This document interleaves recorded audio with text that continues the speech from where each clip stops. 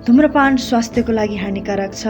हामी सबैले सुन्ने कुरा धूम्रपान, मद्यपान र ड्रग जस्ता कुराहरूले गर्दाखेरि चाहिँ आजको हाम्रो नेपाली समाजमा जवान पुस्ताहरू र कतिपय ठुलै उमेरको मानिसहरूलाई पनि यसले थुप्रो असर गरिरहेको हामी पाउन सक्दछौँ। तर म आज तपाईँहरूलाई भन्दछु, धूम्रपान, मद्यपान र ड्रग जस्ता कुराहरू, गाँजा, चरेस, रक्सी जस्ता कुराले चाहिँ केवल तपाईँको स्वास्थ्यलाई मात्र असर पार्दैन, तपाईँको जीवनलाई पनि त्यसले असर पार्ने गर्दछ। तपाईको शारीरिक अवस्थामा त तपाईलाई स्वास्थ्यमा असर पार्छ नै, साथै तपाईको भविष्यलाई र तपाईको जीवनलाई पनि त्यसले नष्ट पारेको छ। र यो कुरा हामीले सधैँ सबै विज्ञापनहरूमा देख्छौँ। तर पनि हामी किन चाहिँ त्यस्तो मृत्युमा पुर्याउने कुराहरूलाई हामीले रोजिरहेका छौँ त? जवान पुस्ताहरू, तपाईँले यो कुरा आज मनन गर्न जरुरी छ। तपाईँको आज एउटा गल्तीले गर्दा, तपाईँको आजको एउटा निर्णयले गर्दा तपाईँको भविष्यमा यो कुराले तपाईँलाई त्यसले प्रभाव पार्न गइरहेको छ। र म तपाईँलाई आज एउटा कुरा भन्न चाहन्छु, यदि तपाईँले अहिले नै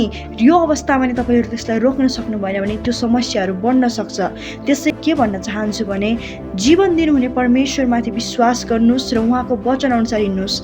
म तपाईँलाई यसमा कुनै कर गर्दिनँ, तर म तपाईँलाई एउटा कुरा भन्न चाहन्छु, तपाईँले चाहिँ आजदेखि नै धूम्रपान, मद्यपान, जाँड, रक्सी, गाँजा जस्ता कुराहरूलाई तपाईँ अनि जसले प्रयोग गर्नुहुन्छ उहाँहरूले चाहिँ नो भन्न जरुरी छ। र म तपाईँहरूसँग एउटा के अनुरोध गर्न चाहन्छु भने, मानिसको जीवनमा सङ्गतले ठुलो असर पार्छ। यदि तपाईँको कुनै साथीलाई त्यस्तो कुराको लत लागेको छ भने म तपाईँलाई के अनुरोध गर्न चाहन्छु भनेदेखि, तपाईँले उसलाई सक्नुहुन्छ भने सम्झाउनुहोस्। यदि सक्नु हुँदैन भनेदेखि चाहिँ तपाईँले त्यस व्यक्तिबाट तपाईँ टाढा हुनुहोस्। किनकि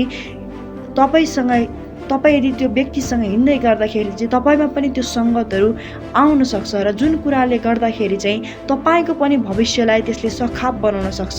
त्यसैले तपाईँले आज गर्नुभएको इन्कारले गर्दा तपाईँको स्वास्थ्य बच्छ, तपाईँको समाज बच्छ, तपाईँको भविष्य बच्छ भन्ने कुरामा हामी निश्चित हुन सक्छौँ।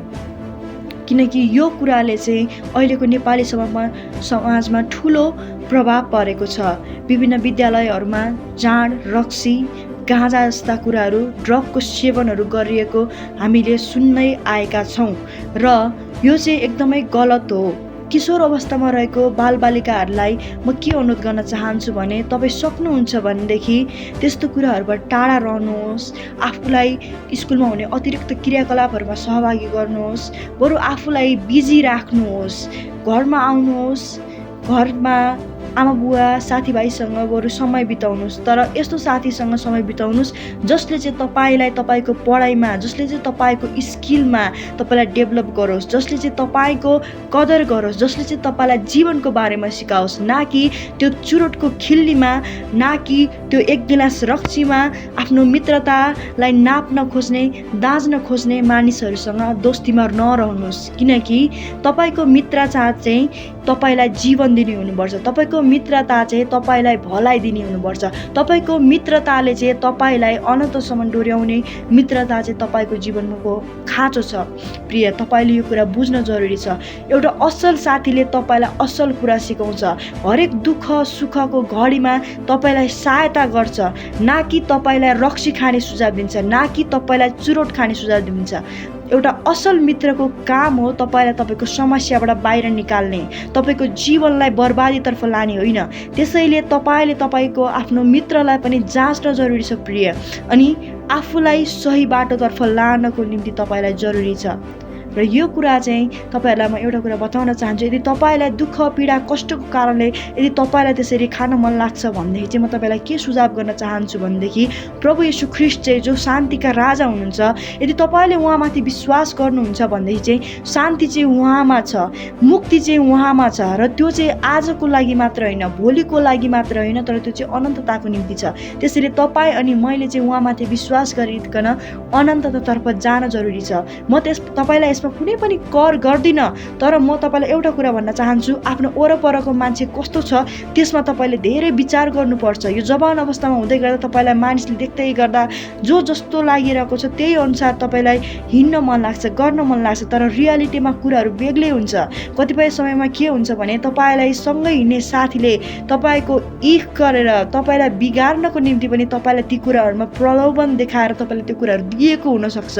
र म तपाईँलाई के भन्न चाहन्छु भने, नराम्रो कुरामा चाहिँ तपाईँले नो नै भन्न जरुरी छ। विशेष गरी यस्तो लतको कुराहरू तपाईँले र मैले किशोर अवस्थामा भएको भाइ बहिनीले के बुझ्न जरुरी छ भने तपाईँको आमा बुवाले तपाईँलाई दुःख गरेर तपाईँलाई कति धेरै ज्यालामा काम गरेर तपाईँको पढाइको निम्ति तपाईँको भविष्यको निम्ति आफ्नो छोराछोरी केही बन्छन् कि भन्नको निम्ति तपाईँलाई विद्यालय पठाउनु भएको प्रियहरू।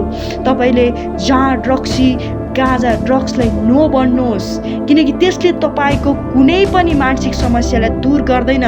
त्यो एउटा भ्रम हो। तपाईँको दिमागलाई त्यसले कन्ट्रोल गरेको जस्तो तपाईँलाई महसुस हुन्छ, जुन चाहिँ केही क्षणको लागि मात्र हो, त्यसपछि त्यो फेरि हुन्छ।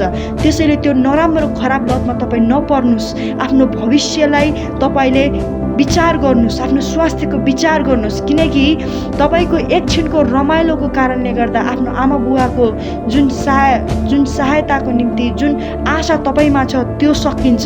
तपाईँको भविष्यको बाटोहरू बन्द हुनसक्छ। जुन समयमा तपाईँ जुन ठाउँमा पुग्नुपर्ने हो ती कुलतका कुराहरूले गर्दा चाहिँ तपाईँलाई त्यो ठाउँमा पुग्न रोक्छ। त्यसैले समय छँदै आफूलाई बचाउनुहोस् प्रिय भनिकन म आज तपाईँहरूलाई यो कुरा बताउन चाहन्छु र तपाईँहरू माझमा यो अनुरोध गर्दछु। जय मसीह।